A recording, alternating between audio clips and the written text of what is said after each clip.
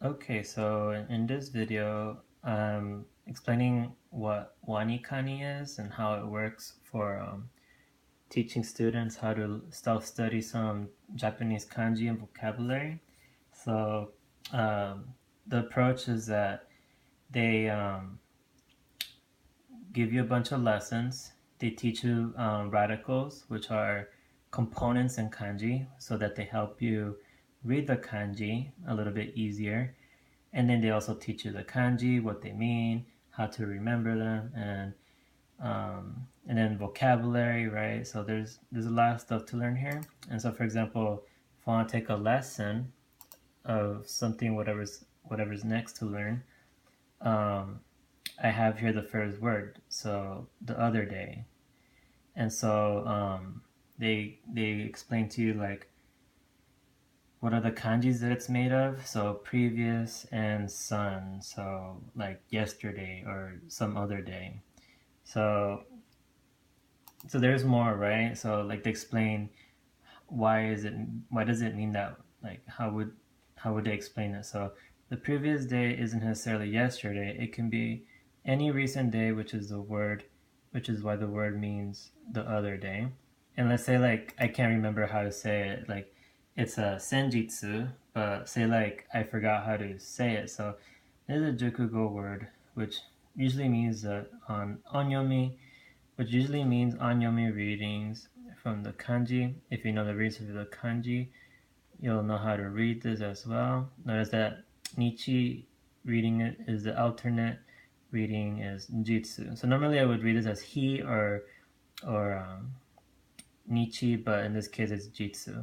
So I guess this one doesn't really have a mnemonic. They're just saying that this is Sen because I learned it already as Sen, and this is, in this case, this is read as Jitsu instead of another way. Now, like for example, 500, 5 and 100 means 500, obviously. And it just kind of goes on like this: man, otoko, 100, hyaku, right? And this one, yohyaku. So once I'm ready to kind of test myself with the vocabulary, and so we said this is a 400, and then this was man, and this is the other day, and then otoko, we said this was otoko, and it writes Japanese already for you. So, and then 400 and 100. So it asked me for the vocabulary meaning and for the reading, so I have to make sure I read this right. I often mess it up writing the reading instead of the meaning and vice versa. And so 500, this is it was senjitsu. So this kind of mnemonic, they didn't show like a good mnemonic, but sometimes they have like some really ridiculous or very cheesy ones where just like it's like kind of cringy, but it actually is actually like very helpful to remember them for some reason. And so yeah, so like right now I'm done with the lesson. Let's say like right now I'm just done with it, right? I don't want to do anymore. And so so then what happens is that I can take the review. So the review is after you've learned your lesson and you're ready to kind of like re-expose yourself to the content that you learned. So the reason I like this is because it's like, yeah, I learned the lesson, but if I don't see it again, I'm most likely gonna end up forgetting it. So I really like this because, for example, this is a kanji that I learned like 3 days ago, and I still remember it now because I've been seeing it since then. So this is the kanji for like exchange or replacement or something like that. So I remember this is dai, right? And this was woman, so onna it should be. And then so now I'm looking for the meaning, woman, right? So if I were to get something wrong, this one was kai.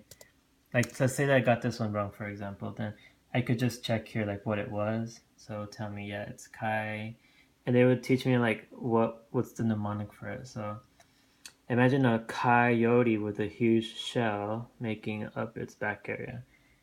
and like they just do like these very interesting mnemonics sometimes.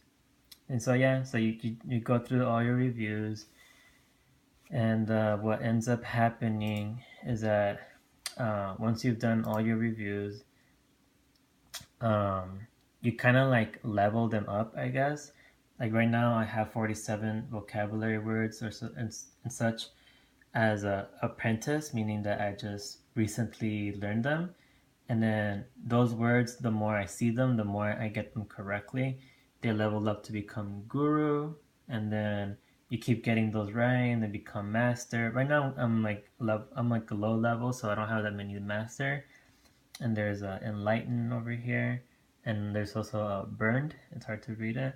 But yeah, so you just keep doing this a lot. Like you just keep re-exposing yourself to the material over and over and over, uh, such that you level up these words. And then this program just like keeps track of like how you're doing. And once you've reached a certain point, then it takes you to the next level. And not to mention that this has 60 levels. Like I'm only level 4 and I've been doing this for a month. Supposedly you can do all 60 levels in about a year and a half. And some things that I've seen people say is that with some self-studying with Japanese for the grammar, because this doesn't teach you grammar, but with just Wanikani, for example, they got to level 60 about for after like a year and a half, and they knew so much kanji, like how to read it.